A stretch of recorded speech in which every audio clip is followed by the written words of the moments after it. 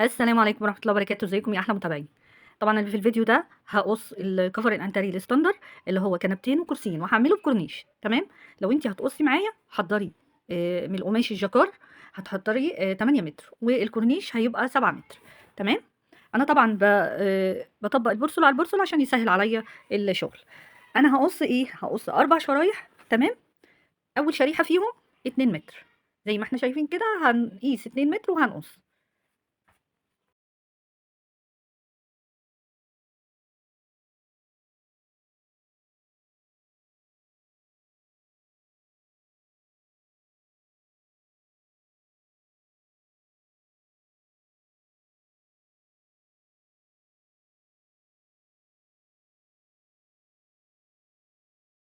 طبعًا أنا عاملة الفيديو ده بطريقة نظري بحاجة صغيرة في الفيديو اللي قبل ده، هانزّل لكم الفيديو في صندوق الوصف.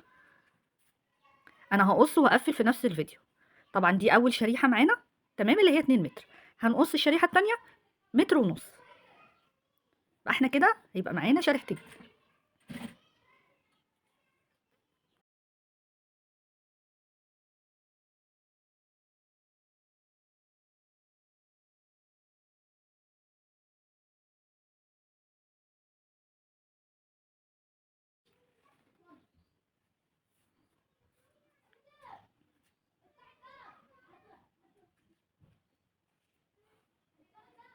كده إحنا زي ما قُلنا معانا شريحتين، واحدة متر ونُص، واحدة 2 متر، تمام، هنقص بقى شريحتين كل واحدة فيهم 70 سنتي، يبقى إحنا كده هيبقى معانا ال4 شرايح، واحدة 2 متر، واحدة شريحة متر ونُص، وشريحتين قد بعض 70 سنتي للكراسي، ل كده كنبتين وكرسيين. أنا باقص الشريحتين ال70 مع بعض، يعني باقص الاتنين باقيس 70 و70 وباقصهم.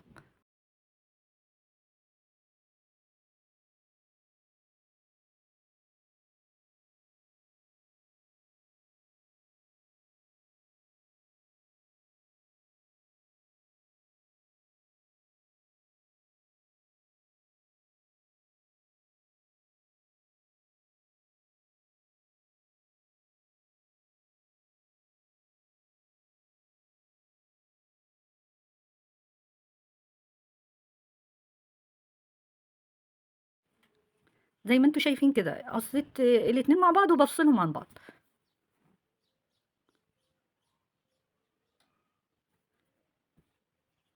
كده بقى إحنا معانا إيه، ال4 شرايح، آدي أول شريحة وتاني شريحة وادي التالتة وادي رابع شريحة، دول مختلفين، تمام؟ تعالوا بقى نشوفوا بقى دول نركنهم على جنب ونشوف هنعمل إيه.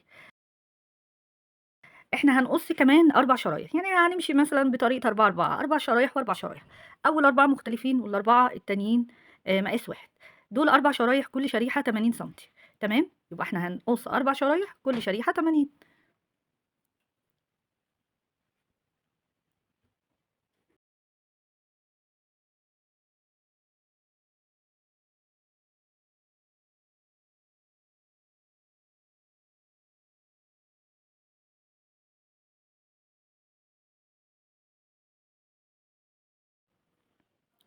أنا كده قصيت أول شريحة، تمام؟ ودي تاني شريحة، كل ال4 دول مقاساتهم قد بعض، 80 سنتي.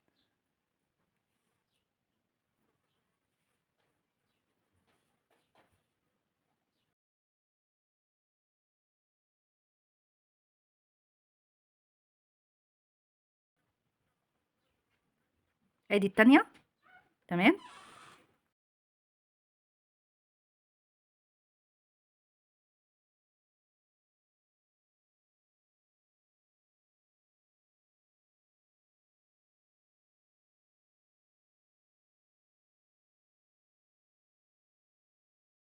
دي تالت واحدة وهنقص بقى الرابعة والأخيرة، تمام؟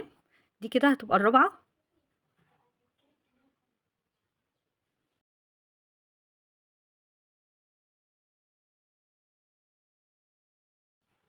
كده معانا ادي رابع حاجة، يبقى احنا قصينا قد ايه، قصينا 4 شرايح كل واحدة 80، ادي الواحدة واتنين تلاتة وادي الرابعة.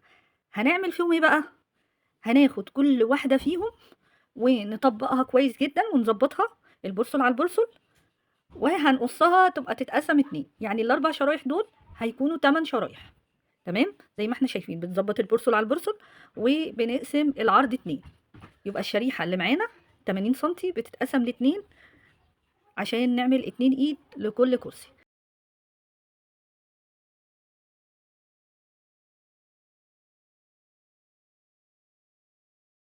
يبقى كده معانا 2 اهو، وهناخد الباقي برضو هنظبط البرسل على البرسل زي ما احنا شايفين كده، وبنقسم العرض 2.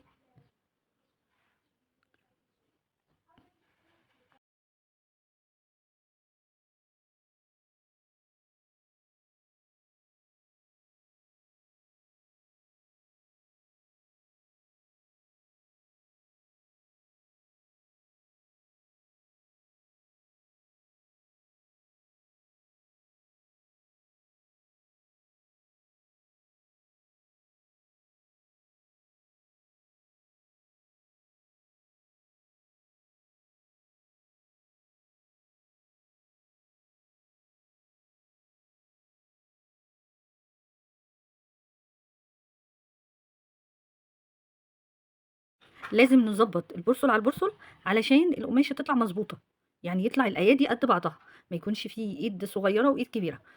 تمام، بنقسمها بالطريقه دي. تمام، دي تالت شريحه معانا قسمناها زي ما انتم شايفين. لازم نحط البرسل على البرسل ونظبط الاتنين يبقوا قد بعض، لان طبعا الكنبه ليها 2 ايد، الكنبه الكبيره ليها 2 ايد والكنبه الصغيره ليها 2 ايد، والكرسيين كل واحد فيهم له 2 ايد. لو عملنا حاجه مختلفه عن التانيه مش هتبقى كويسه. انا كده خلصت، هنشتغل على المكنه بقى دلوقتي. هنقفل من هنا ايد وهنقفل من هنا ايد التانيه، ده المقاس 70 سم بتاع الكراسي. الكنب نفس النظام. هنجيب بقى الايادي اللي احنا عملناها اللي هي قسمناها بقت 80 في 80 من البورصل كده، ونطبقه زي ما احنا شايفين، وهنخيطه بالطريقه دي. تمام، هبتدي اخيطه لكم على المكنه.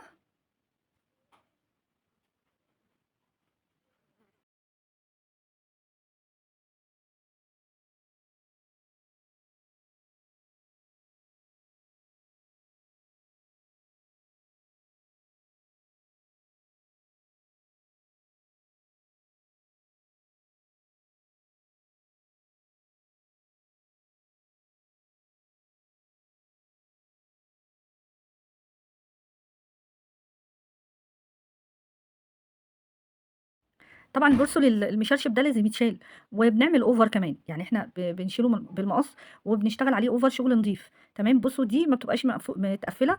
تمام، ودي متقفّلة، يعني جنب متقفّل والجنب التاني لأ.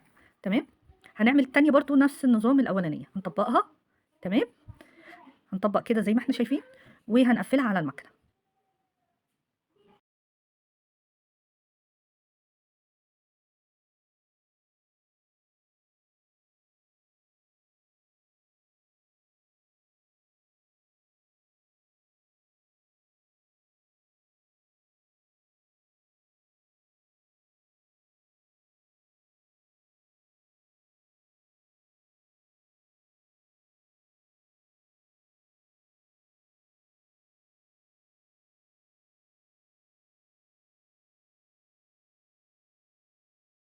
طبعًا إحنا بنقص البورصل وبنعمل over كمان. تمام، يعني بتعملي over. بُصّوا هنا بتبقى مفتوحة وهنا مقفولة. هنبتدي بقى نوسطن الخياطة. طبعًا دي ممكن تبقى 20، ممكن تبقى 15، يعني زي ما أنتِ عاوزة. إحنا بنسميها حرف الT لإنها بتبقى شبه حرف الT بالضبط. بُصّوا زي ما أنتم شايفين كده. هنعمل التانية برضه زيها، هنوسطن الخياطة ونعمل حرف الT. خلاص؟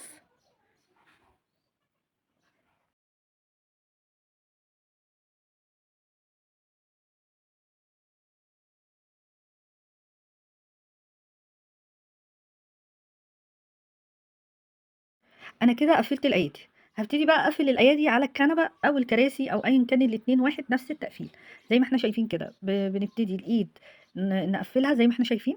تمام، تقفيل الإيد اليمين زي الإيد الشمال عادي، مش بنحدد أيادي.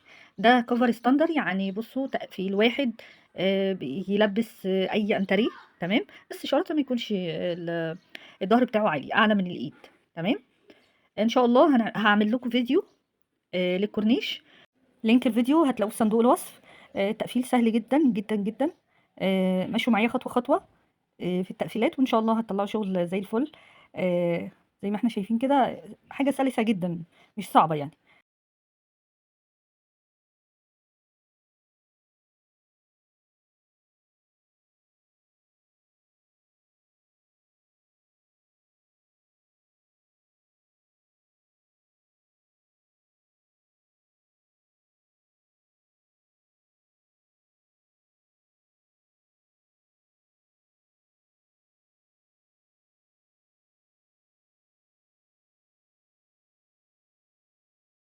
كده أنا قفّلت الإيد الأولانية، تمام، التقفيل سهل خالص ما فيهوش أي تعقيدات. بُصّوا أدي الإيد وبناخد على قصادها نقفّل الإيد التانية، يعني إحنا كده علشان نحدد الوش من الضهر عشان ما نتلخبطش ونقفّل الإيد في الضهر بيبقى الدنيا مش متضبطة، فلازمًا نحدد الموضوع ده. بُصّوا الإيد بنقفّل الإيد التانية، تمام. طبعًا اللي ما فهمش حاجة من التقفيل هنا، تمام، أنا عاملة فيديو بطريقة مصغّرة أوضح شوية من يعني في ناس مش بتستوعب وأنا باشتغل، فلأ أنا عاملة فيديو هيكون عندكم في صندوق الوصف، ده بطريقة مصغّرة بتفهّم أكتر وبتفهّم الفكرة، تمام. برضه لازم الفيديوهين يبقوا مع بعض عشان الفكرة تثبت في دماغكم. هنقفل برضه التقفيلات دي كلّها. الناس اللي لسه مبتدئة نصيحة يعني أنصحكم إن أنتم آآ تحضّروا قماشكم وتشغّلوا الفيديو وأنتم بتقصّوا، يعني هتقصّوا معايا خطوة، خطوة وتقفّلوا معايا خطوة، خطوة على الفيديو، تمام. إن شاء الله ده هيخلّيكم ما تنسوش الخطوات وتقفّلوا تقفيل كويس إن شاء الله بإذن الله.